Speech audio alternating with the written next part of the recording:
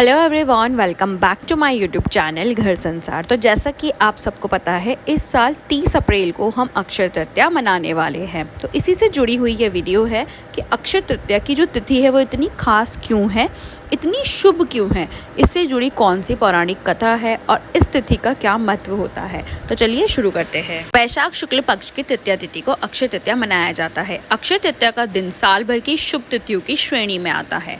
आज के दिन त्रेता युग का आरंभ भी माना जाता है। कहते हैं आज के दिन किए गए कार्यों से अक्षय फलों की प्राप्ति होती है। न अक्षय इति अक्षय, यानी जिसका कभी क्षय न हो वह अक्षय है। लिहाजा इस दिन जो भी शुभ कर्म, पूजा पाठ या दान पुण्य आदि किया जाता है वो सब अक्षय हो जाता है। शुभ कार्यों या दान पुण्य के अलावा आज के दिन पितरों के निमित्त तर्पण और पिंडदान का भी महत्व है। आज के दिन पितरों के लिए घटदान यानी जल से भरे हुए मिट्टी के बर्तन का दान जरूर करना चाहिए। गर्मी के इस मौसम में जल से भरे घटदान से पितरों को शीतलता मिलती है और आपके ऊपर उनका आशीर्वाद बना देता है। बता दें कि अक्षय तृतीया के दिन विशेष रूप से भगवान विष्णु की पूजा का विधान है। आज के दिन चंदन से श्री विष्णु भगवान की पूजा की जाती है।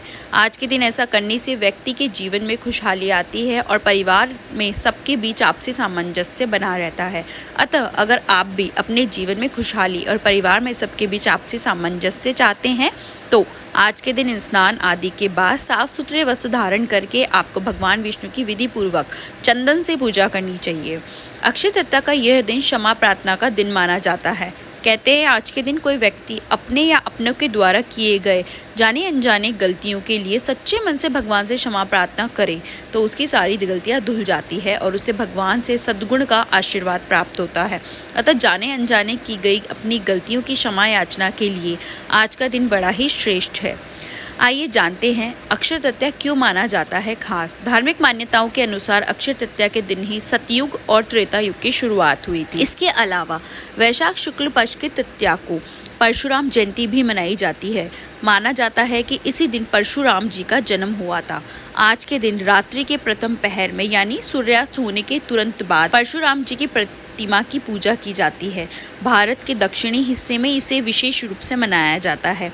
इसके अलावा अक्षय तृतीया के दिन ही वृंदावन स्थित श्री बांके बिहारी जी मंदिर के में भी केवल आज अक्षय तृतीया के दिन ही श्री विग्रह के चरण दर्शन होते हैं। वहीं इसके साथ ही आज के दिन उत्तराखंड में अलकनंदा नदी के तट पर स्थित प्रसिद्ध तीर्थस्थल बद्री नारायण के कपाट भी खोले जाते हैं। दरअसल नवंबर के आसपास लगभग 6 महीने के लिए बद्री नारायण के कपाट बंद किए जाते हैं और आज अक्षय तृतीया के दिन इन कपाट को खोल दिया जाता है। लेकिन आपको बता दें, कपाट बंद रहने के दौरान भी मंदिर के अंदर अखंड ज्योति जलती रहती है।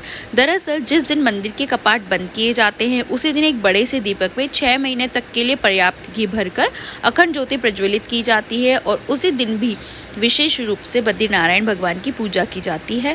फिर उसके बाद भगवान की मूर्ति को मंदिर से लगभग 40 मील दूर ज्योतिर्मठ के नरसिंह मंदिर में रख दिया जाता है। फिर अक्षय तृतीया के दिन फिर से कपाट खोलने पर मूर्ति को बद्री नारायण मंदिर में ही वापस रख दिया जाता है। इस अवसर पर बद्री नारायण भगवान की विशेष रूप से पूजा की जाती है और श्रद्धालुगण दूर दूर से भगवान के दर्शन के लिए अखंड ज्योति देखने के लिए आते हैं। आज ही के दिन भगवान विष्णु के 6वें अवतार भगवान परशुराम का जन्म अक्षय तृतीया के दिन ही हुआ था। इस दिन को परशुराम जयंती के तौर पर भी मनाया जाता है। भगवान परशुराम को 8 चिरंजीवियों में से एक माना गया है।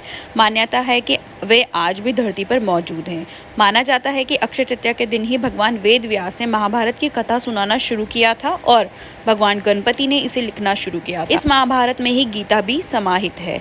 ये भी माना जाता है कि माँ गंगा इसी दिन धरती पर अवतरित हुई थी, इसलिए इस दिन गंगा स्नान का विशेष महत्व माना जाता है। इस दिन गंगा स्नान करने से आपके जाने अनजाने किए गए पाप कट जाते हैं। अक्षय तृतीया को लेकर कहा जाता है कि इसी दिन भगवान श्री कृष्ण ने द्रौपदी की लाज बचाई थी। इसी दिन पांडवों को वनवास के दौरान सूर्य भगवान ने युधिष्ठिर को अक्षय पात्र दिया था। इसी दिन युधिष्ठिर को अक्षय पात्र मिला था। इस पात्र का भोजन कभी समाप्त नहीं होता। इससे युधिष्ठिर अपने राज्य के लोगों को भोजन उपलब्ध करवाते थे।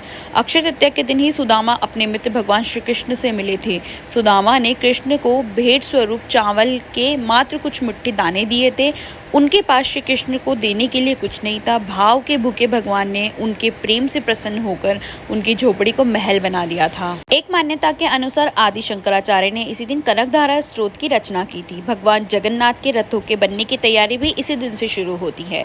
इसी दिन जैन धर्म के प्रथम तीर्थंकर श्री ऋषभ देव भगवान ने 1 वर्ष की तपस्या पूर्ण करने के पश्चात इक्षु षोडशीगन्ने रस का पारायण किया था। इस कारण जैन धर्म में इस दिन को इक्षु तृतीया के नाम से भी जाना जाता है। अगर आपको वीडियो जानकारी अच्छी लगी हो तो वीडियो को लाइक कीजिए और ऐसे ही मोर वीडियोस देखने के लिए मेरे चैनल को सब्सक्राइब कीजिए। Thank you for watching. Shri Hari Vishnu.